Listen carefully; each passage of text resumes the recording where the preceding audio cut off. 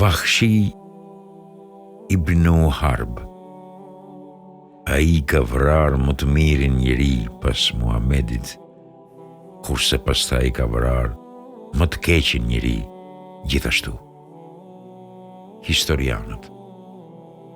A thua, kush është ai njeri që e ka lënduar zemrën e pejgamberit alayhis salam atë ditë kur e vrau xhaxhan e tij Hamza ibn Abdul Muttalibin në betejën e Uhudit, i njëjti person pasi kaloi në fen islame, më vonë ka shëruar zemrat e muslimanëve atë botë kur vrau Muselime el-Kedhabin në betejën e Yemames.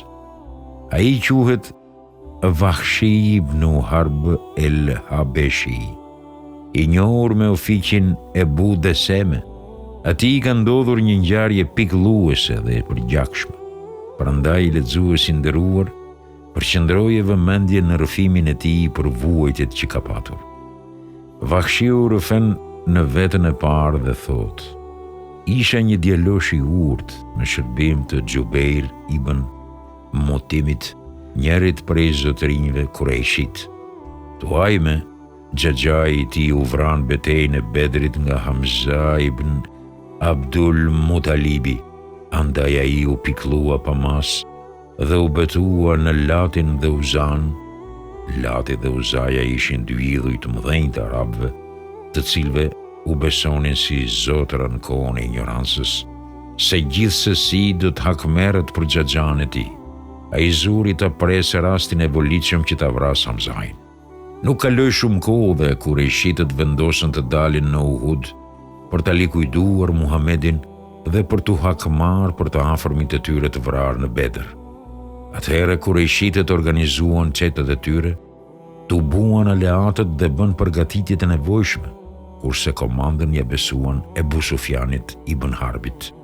Ebu Sufjani e pat udhës që ushtrisë t'ja bashkangjis një grup të grave kurejshite, të cilave u ishin vrarë baballarët, djemt, vëllezrit apo dikush tjetër nga të afërmit e tyre, në mënyrë që ato ta entuziazmojnë me fanatizëm ushtrinë e tyre për të luftuar, që edhe ato të rezistojnë pas burrave të tyre dhe me qëllim që të mos ikin.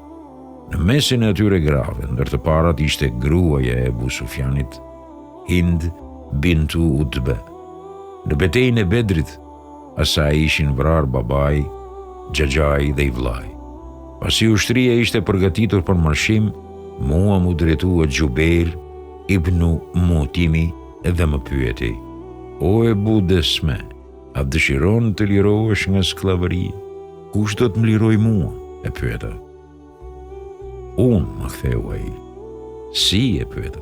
Nëse e vret Hamza ibn Abdul Muttalibin, xhaxhain e Muhamedit, në shenjë hakmarrje për xhaxhain tim, Tuajame ibn Udein, atëherë do t'jesh i lirë, më tha. Kush më garanton për përmbushjen e këtij premtimi? E pyeta. Cili të dëshirosh ti? Sepse për këtë do të dëshmoj para të gjithë njerëzve. Do ta bëj atë, i thash. Vahshiu vazhdon rrëfimin e tij dhe thot: isha një etiopian.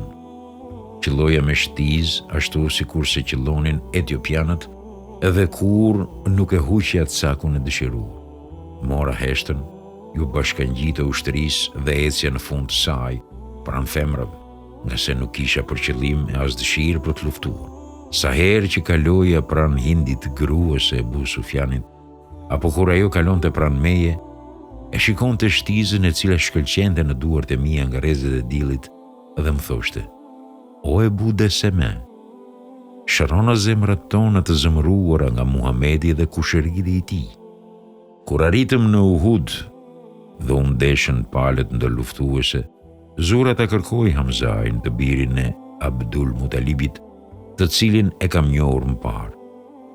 Ai nuk fshihej për askujt sepse vendoste një pendël struci mbi kokë që t'ua tregoi trimave kundërshtar të tij se cili ishte, ashtu siç bënin arabët e fuqishëm dhe trim.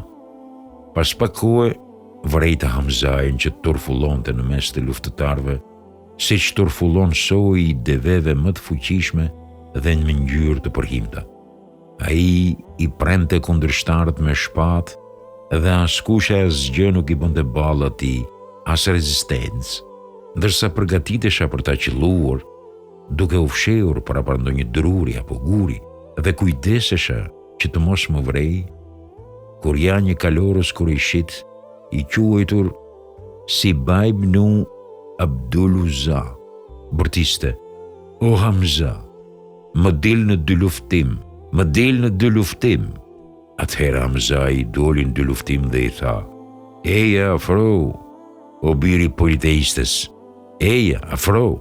Hamza I me të shpejti apriti me një të ranë me shpatë dhe I ranë tokë duke u përpëlitur dhe zhytur në gjak mu përpara tij.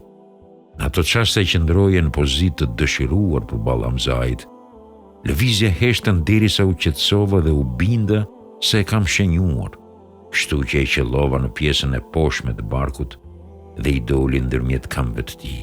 Atëherë I bëri 2 hapa të rëndë drejt meje, pastaj zvonoi dhe u rrëzua për dhe, ndërsa heshta ishte në trupin e tij. Nuk ja hoqa atë derisa u binda për vdekjen e tij. Më në fund ju afrova, ja hoqa shigjetën, e ktheva në tendë dhe qëndrova aty sepse nuk kisha nevojë për diçka tjetër, pasi e vrava atë dhe do të lirohesha nga robëria. Betejë u shpërsua dhe po zhvilloi furishëm. Sulmet dhe ikjet ishin të shumta, ndërsa muslimanëve, shokëve të Muhamedit, ju ngushtua rrethi dhe ju shtua numri të vrarëve.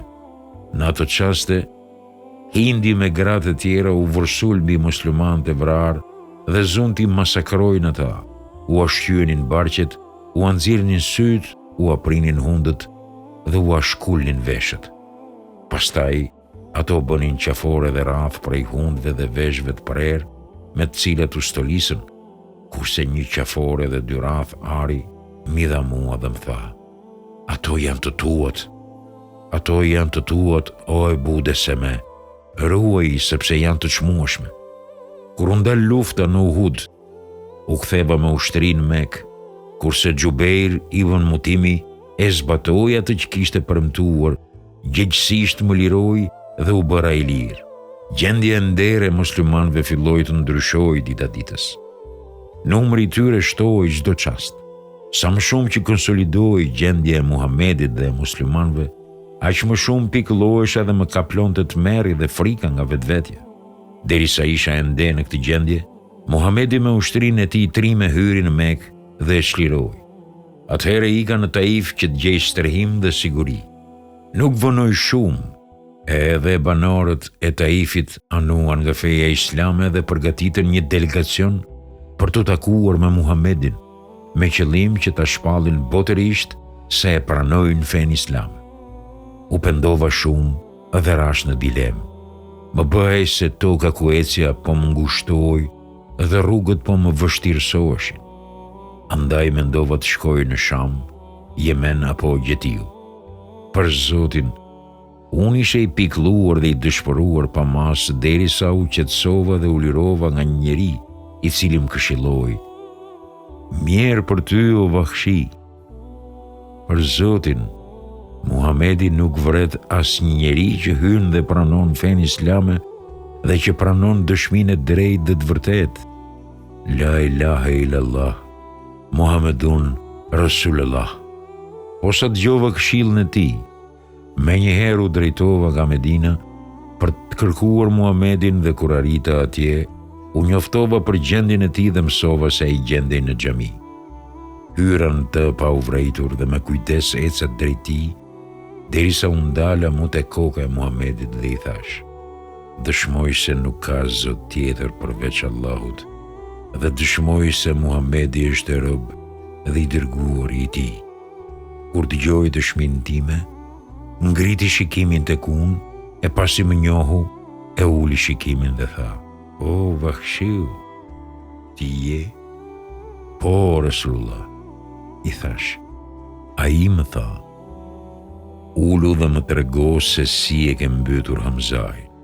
Atëherë u ule dhe informova për atë rast dhe kur e mbarova fjalën, e largoi fytyrën nga unë dhe më tha: "Mjerë për ty o Vahshi. Fshije fytyrën tënde nga unë që kur mos ta shoh atë pas sotit." që nga jo dit I shmangesha që mos t'i bija në sy pejgamberit fisnik, kështu që kur uleshin sahabët para ti, unë ulesha prapa ti. Kështu veprova derisa Muhamedi a.s. ndroi jetë dhe shkoi në fqinjësi të Allahut. Pastaj Vakhshiu vazhdon fjalën e tij dhe rëfen.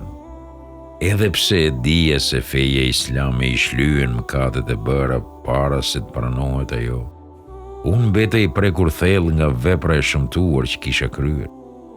Atë e konsideroja vepër të keqe dhe të kopshme, sepse me të kisha goditur fenë islame dhe muslimanët. Prandaj zurat pres shansin që ta mbuloja atë vepër me një vepër të mirë. Pasi Muhamedi a.s. kishte ndruar jetë, pushtetin e kishte marrë Ebu Bekri. Atëherë fisi Benu Hanife lëshoi fenë islame dhe u bën renegat, shok të Musejlemes Renacak. Prandaj halifi I pejgamberit mobilizoi dhe përgatiti ushtrinë për ta luftuar Musejlemen dhe njerëzit e tij dhe t'i kthej në fenë islame. Atëherë thash me vete, për Allahun, ky është shansi yt, o Vakhshi. Andaj materializoje dhe shfrytëzoje atë, mos lejo të të kaloj ky rast I volitshëm. Së bashku me ushtrinë muslimane dolëm në luftë. Mora me vete të njëjtën shigjet me të cilën kisha vrarë dëshmorin më të çmuar, Hamza ibn Abdul Mutalibin, dhe ja shtrova për detyrë vetes që ta vrasë Musejlemen me të njëjtën heshtë ose të bie vetë dëshmor. Kur muslimanët e sulmuan kopshtin e vdekjes, kopshtin e madh në të cilin ishte stërhuar Musejlemja dhe për krahasit e tij, dhe u ndeshën me armiqtë e Allahut, zurat I afroi Musejlemes, të cilin e shikova duke qëndruar me shpatë në dorë, por vrejta edhe njërin nga ensarët I cili donte të bënte të njëjtën gjë si unë. Posa zura pozitën e përshtatshme, lëviza shtizën, e drejtova mirë dhe e qellova. Në të njëjtin moment kur e kam goditur Musejlemen, atë e ka qelluar me shpatë edhe ensariu. Andaj Zoti ynë e di se cili prej nesh e ka vrarë Musejlemen. Po qese unë jam ai I cili e ka vrarë, atëre jam ai I cili ka vrarë njeriu më të mirë, Hamzain, si dhe ai që ka vrarë njeriu më të keq, Musejlemen gjithashtu.